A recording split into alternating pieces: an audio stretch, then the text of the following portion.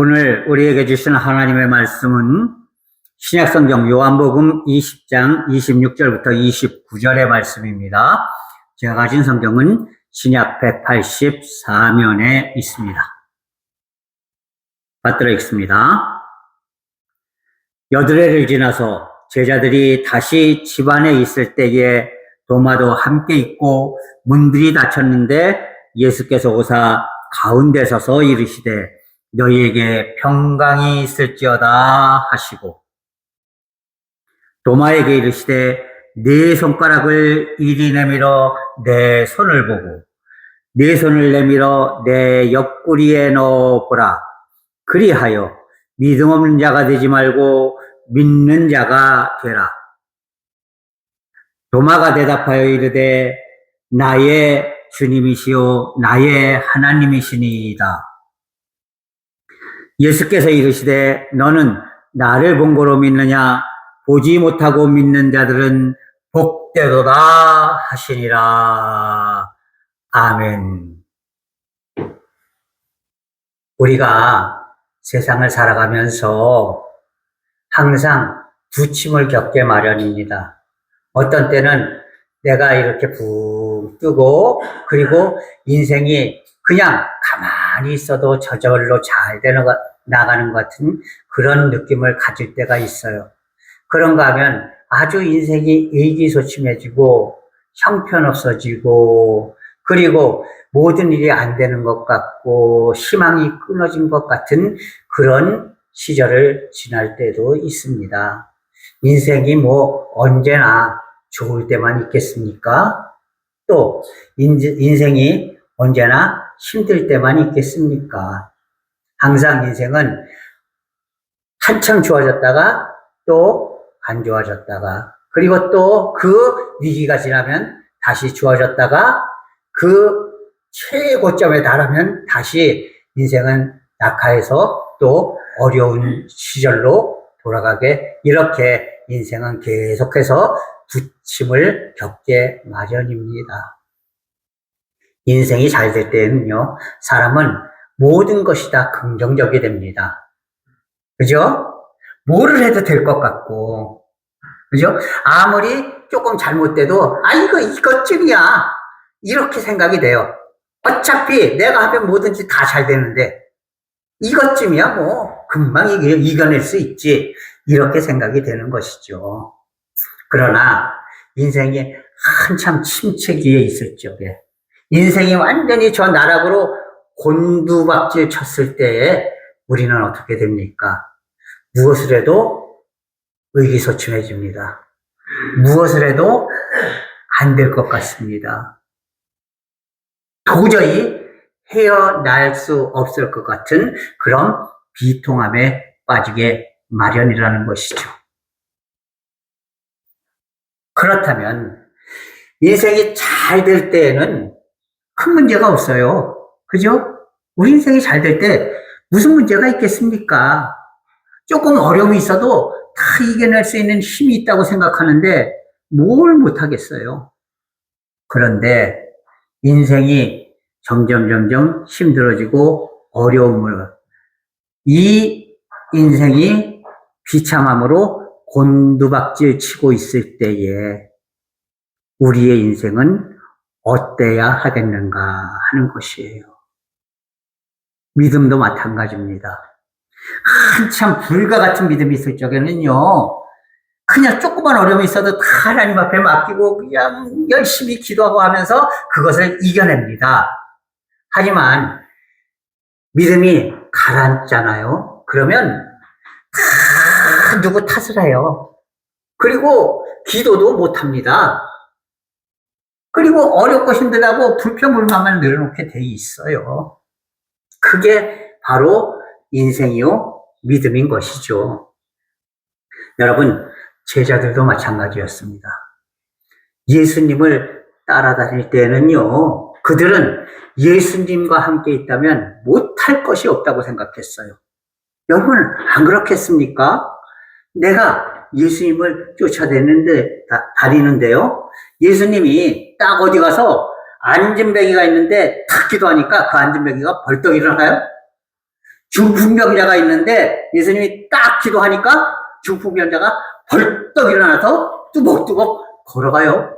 심지어는 죽은 지 3일이 지나서 썩는 냄새가 풀풀 나던 그런 나사로에게 나사로야 나오라 했더니 나사로가 그냥 그 수의를 입은 채로 벌떡 일어나서 걸어 나오는 거예요.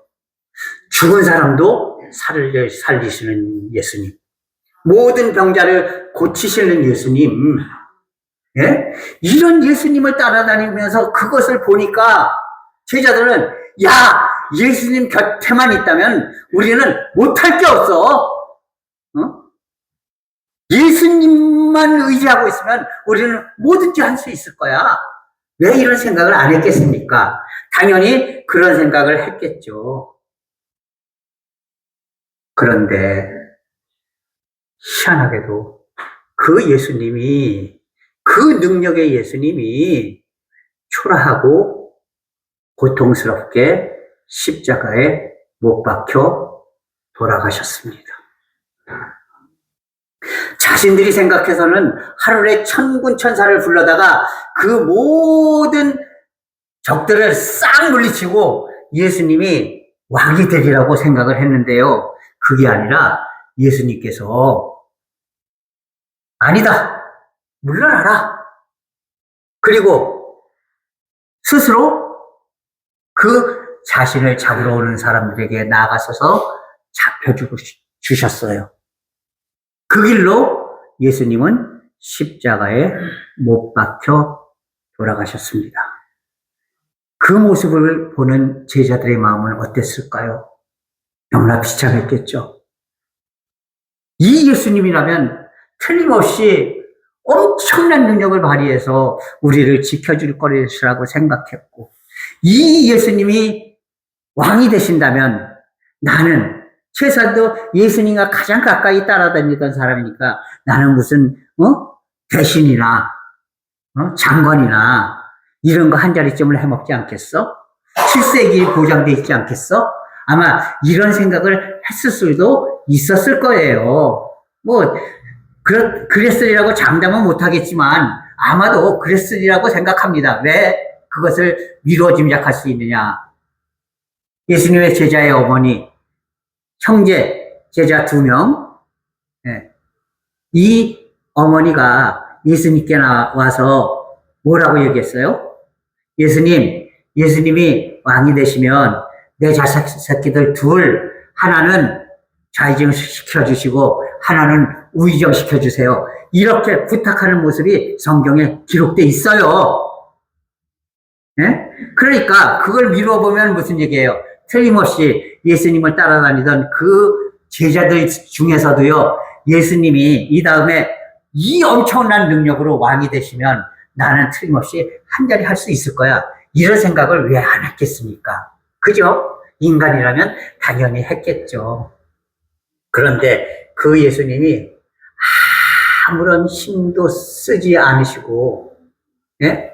충분히 그런 능력을 갖고 계심에도 불구하고 그런 능력을 하나도 사용하지 않으시고 십자가에 아주 비참하게, 아주 처절하게, 고통스럽게 물과피를 다 흘리시고 온갖 채찍에 맞으시고 그 얼굴에 침을 당하시면서 그렇게 돌아가셨다는 것이에요. 그러니 제자들은 얼마나 의기소침했겠습니까? 진짜 천길 나락으로 떨어지는 그런 고통을, 비참함을 겪었을 수 있었을 겁니다. 그래서 예수님이 돌아가시고 나서 자기들도 예수님처럼 붙잡혀 죽을까봐 예수님을 따라다니던 사람들이 한 군데 모여 있었습니다. 우리는 그곳을 대부분 마가의 2층 집이라고 생각을 합니다. 마가의 다락방이라고 우리가 흔히 얘기하는데, 그냥 다락방은 우리나라에 옛날에 거의 2층 집이 없었기 때문에 2층 집이라는 얘기를 안 썼어요. 그래서 우리나라에는 주로 방보다 더 높이 있는 만든 방을 다락이라고 그랬잖아요. 그래서 마가의 2층 집 하지 않고 마가의 다락방이라 이렇게 성경은 번역을 했던 거예요. 그래서 마가의 2층 집에 문을 꼭꼭 걸어 잠그고 거기 숨어 있었습니다. 자, 그런데 부활하신 예수님께서 문을 꼭꼭 걸어 잠그는데 쑥 나타나신 거예요, 갑자기. 쑥 나타나니까 깜짝 놀라서, 무슨 무슨 귀신인가? 이런 생각을 했겠죠. 그런데 그때 예수님께서 말씀하십니다. 얘들아, 너희가 손을 내어서 내 손바닥과 옆구리에 상처를 만져봐라. 그러면 영은 살이나 이런 것이 없어서 만져보아도 느낌이 없고 아무렇지도 않겠지만 나는 육신으로 살았기 때문에 이 손바닥의 상처, 이 옆구리의 상처가 그대로 있으니 그걸 만진다면 너희들이 내가 다시 살아난 예수라는 것을 알게 될 것이다. 그러면서 너희가 믿음이 없어져서 낭망하고 좌절하고 그렇게 고통스러워하지 말고 믿음이 있는 자가 되기를 바란다 하고 예수님이 다시 사라지십니다. 난리가 났죠. 예수님이 다시 사셨구나. 다시 우리에게 희망이 생겼구나. 그런데 하필이면 그 자리에 예수님의 제자였던 도마가 없었습니다. 볼일을 보러 아마 나갔었겠죠. 그러니까 다른 사람들은 부활하신 예수님을 다 보았는데 도마는 봤을까요? 못 봤을까요? 당연히 못 봤겠죠. 그리고 도마가 이제 다 보고서 힘없이 터덜 다시 이 마가의 2층 집으로 들어왔습니다. 그랬더니 갑자기 그 안에서 소란이 벌어진 거예요. 막 사람들이 그렇게 그냥 막 숨어서 쩔쩔매고 소리도 못 내고 그러던 사람들이 왁작지골하고 막 흥분해 있는 거예요. 그러니까 왜? 무슨 일이 있었어? 그랬더니 예수님이 살아 돌아오셨어. 여기 오셨었어. 예수님이 사셨어. 다시 사셨어. 막 이러는 거예요. 그랬더니 도마가 믿음이 완전히 떨어져 있는 상태였잖아요.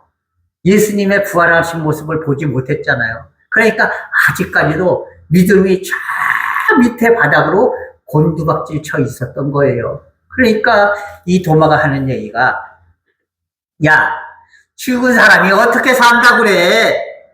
이것들이 무슨 정신이 빠졌나? 미쳤나? 그래서 야, 내가 아무리 생각해도 죽은 사람이 어떻게 살아난다고 생각할 수 있겠어. 그러니까 내가 직접 그 손을 만져보고 그리고 옆구리를 만져봐서 그 상처에 손을 대봐야만 나는 예수님이 살아오셨다고 믿겠어. 이렇게 이야기를 합니다. 만약에 도마가 예수님과 함께 다니던 때, 그 믿음이 한참 커 있을 때였다면은 아마 그런 얘기 안 했을 거예요. 예수님이 직접 사람을 살리시는 모습, 병을 고쳐주시는 모습, 예수님의 가르침을 내리시는 모습, 이런 모습을 직접 보고 있을 그때에는 믿음이 한참 올라가 있을 때는 그저 예수님 다시 사셨어. 그러면 예수님이 돌아가시기 전에 다시 사신다고 그랬지? 그래, 맞아. 틀림없이 사셨을 거야. 아마 이랬을 겁니다. 그죠? 그러나 믿음이 완전히 곤두박질 치고 나니까 믿지 못하는 거예요. 인간적인 생각밖에 못하는 겁니다. 내가 직접 그 상처에 손을 대봐야만 나는 믿겠어. 죽은 사람이 어떻게 산다고 그래? 믿음이 바닥으로 떨어졌기 때문입니다. 여러분, 우리들의 삶과 우리들의 믿음은 어떻습니까? 혹시 우리가 지금도 이 세상이 다 그런 거지 뭘 하나님이 도와주시겠어? 설마? 혹시 이런 아주 믿음이 바닥으로 곤두박질 그런 믿음 속에서 살고 있지는 않습니까? 여러분, 그래서는 안 돼요. 인생은, 삶은, 믿음은 소망 가운데 살아야 하는 겁니다. 소망, 희망이 있으면은요, 지금 당장 조금 어려움이 닥치더라도 그것을 얼마든지 이겨낼 수 있는 힘이 있는 거예요. 하지만 희망이 없고 소망이 없으면은요, 다른 사람들이 이미 경험하고 아무리 그렇다고 얘기를 해도 에이 말도 안 되는 소리 하지 마. 이렇게 이제 세상 것들을 생각하는 그런 상태가 돼버리고 만다는 사실을 우리는 기억해야 하는 것이에요. 그리고 예수님이 처음으로 그 제자들에게 나타났던 날부터 8일째가 지난 날, 그러니까 예수님이 부활하신 후 며칠째 되는 날인지는 모르지만 여간에 마가의 2층 집에 예수님이 처음 보여주시고 나서 8일째 되는 날에 그때는 마침 도마도 그 무리 속에 있었는데 예수님이 다시 나타나시는 거예요. 그리고 이번에는 도마에게 말씀하십니다.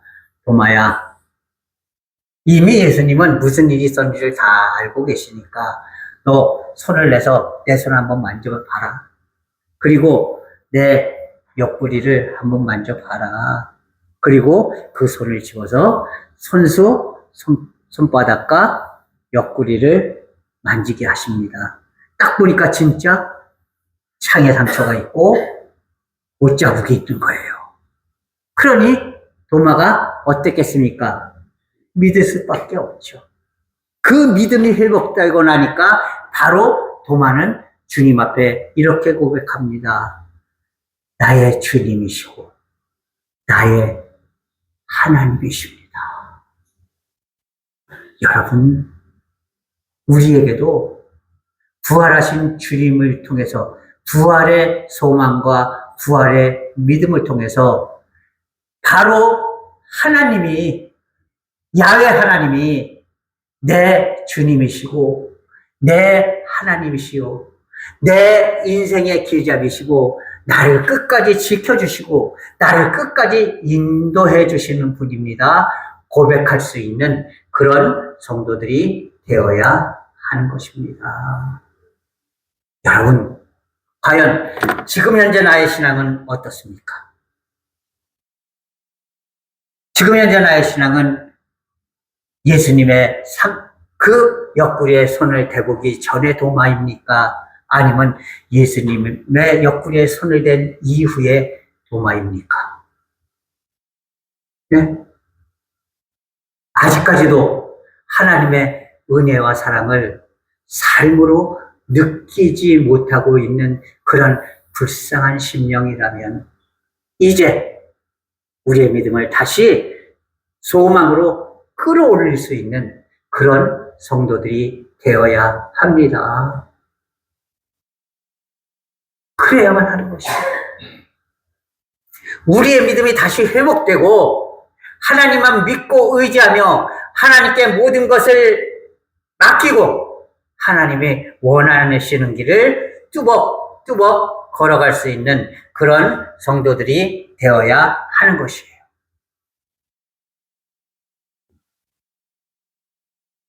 이것이 바로 우리 주님이 소원하시는 부활의 소망입니다.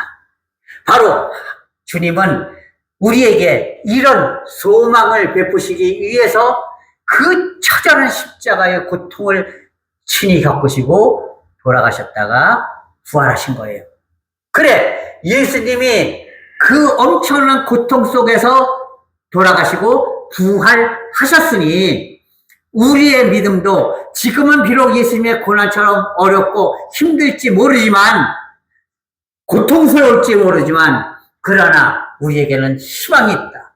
부활의 소망이 있다. 그러니 온전히 주님께서 인도하신다면 나는 반드시 부활의 소망 가운데서 하나님의 능력을 힘입어 승리하는 인생이 되리라 하는 그런 확신이 우리에게 있어져야 하는 것입니다. 이것이 바로 부활의 소망이에요. 부활절을 맞는 우리들은 바로 이 소망을 가져야 합니다. 진짜 믿음이 저 바닥으로 곤두박질 쳐서 내가 예수님의 옆구리에 손을 넣어보지 않고서는 절대로 믿을 수 없더라고 이야기하던 그 도마가 부활하신 예수님을 만나보고 나서 완전히 변화되어서 나의 하나님, 나의 주님 이렇게 고백했던 것처럼 우리의 삶도, 우리의 믿음도 예수를, 부활하신 예수를 만난 이후의 도마처럼 그렇게 나의 하나님이 되시고 나의 주님이 되시고 나의 인도자가 되시고 나의 보호자가 되시는 그 주님을 믿고 의지하며 따르고 그리고 그 속에서 소망을 품고 살아갈 수 있는 그런 성도들이 되어야 하는 것입니다. 사랑하는 성도 여러분, 이제 우리가 소망을 가집시다. 부활하신 예수를 만나기 전에 도마와 같은 믿음에서 이제는 벗어나 예수님을 만난 이후에, 부활하신 예수님을 만난 이후의 도마처럼 오직 하나님만 의지하고 하나님만 따르며 소망의 삶, 부활의 확신 속에 거하는 삶, 생명의 삶을 살아갈 수 있는 그런 성도들이 되어야 하는 것입니다. 하나님께서는 오늘 바로 우리에게 그것을 요구하고 계십니다. 우리의 인생이 아무리 힘들고 어려워도 우리 그리스도인들에게는 소망이 있음을 꼭 기억하십시오. 세상 사람들에게는 이런 소망이 없어요. 그들은 그저 오늘을 먹고 즐기자 하고 살 뿐입니다. 지금 미국과 이란이 전쟁 중에 있죠. 죄송합니다. 강단에서 이런 표현을 해서 이 인간들이 말이에요. 다른 사람들은 한쪽에도 없어요. 그저 지들 이기려고 그냥 온 세상을 갖다가 전부 고통 속에 빠뜨리고 있어요. 네?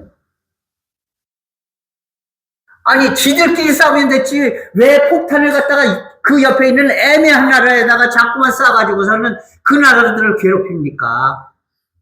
네? 그러니까 나만 죽지 않겠다. 내가 죽을 처지가 되면 저놈들도 다 죽일 거야. 니들도 다 죽일 거야. 지금 그런 심보를 가지고 전쟁들을 하고 있어요. 여러분, 저들은요, 틀림없이 하나님 앞에 천벌을 받을 겁니다. 중요한 건 뭐예요? 우리는 하나님이 원하시는 뜻에 따른 하나님이 베푸시는 소망을 가지고 사는 그런 성도들이 되어야 하는 것이에요. 네? 세상 사람들은요, 세상 것들은요, 온갖 이제 자신의 이익을 위해서는 모든 못된 짓을 그저 대놓고 해요. 그러면서 뻔뻔하고요, 일말의 양심의 가책조차도 없습니다. 그러나 우리 그리스도인들은 그래서는 안 된다는 것이죠. 왜요? 하나님이 우리에게 소망을 주셨고 그 소망을 이루기 위해서는 하나님의 뜻대로 항상 살아가는 성도들이 되어야 하는 것이에요. 우리의 믿음이 곤두박질 치면은요, 우리는 세상 사람들과 별다를 것이 없는 삶을 살게 된다는 것이에요. 그러나 우리가 소망의 삶, 희망의 삶, 부활의 삶, 부활의 소망을 가지고 사는 삶이 되면은 우리는 하나님께서 베푸시는 그 소망 속에서 항상 하나님이 원하시는 삶, 바른 삶, 의로운 삶을 살게 된다는 것입니다. 우리가 이런 삶이 되어야 하지 않겠습니까? 사랑하는 성도 여러분, 이제 부활주일 아침에 여러분들에게 간절히 부탁을 드립니다. 이제 부활의 예수님을 만난 이후의 도마처럼 소망과 사랑과 의에 사로잡혀 사는 그런 복된 그리스도인의 삶으로 변화되는 성도들이 될 수 있기를 바랍니다. 그래서 주님께서 마지막 심판날에 나를 꽉 감싸 안으시고 잘했다, 착하고 충성된 종아, 내가 세상의 그 어려움과 고통 속에서도 끝까지 부활의 소망을 붙잡고 그렇게 내 백성의 삶을 살았구나. 그러니 내가 너에게 이 모든 것으로 아낌없이 베풀어 주리라 하는 이 하나님의 놀라운 약속을 받아 누릴 수 있는 그런 믿음의 삶들이 될 수 있기를 주님의 이름으로 간절히 부탁을 드립니다. 기도하겠습니다. 오 사랑의 하나님 아버지, 하나님의 은혜와 사랑을 이 시간 감사합니다. 하나님께서 온전히 붙잡아 주시고 인도하여 주셔서 진정 저희들 부활하신 예수님을 뵙기 전에 도마처럼 믿음이 곤두박질 쳐서 세상의 절망 속에 빠져서 살던 그런 믿음이 아니라 부활하신 예수님을 만나본 이후의 도마처럼 그 믿음이 하나님만 의지하고 하나님만 바라보며 소망과 사랑의 삶으로 변화되는 그런 믿음의 삶들이 될 수 있도록 인도하여 주시옵소서. 예수 그리스도의 이름으로 감사하며 기도하옵나이다. 아멘.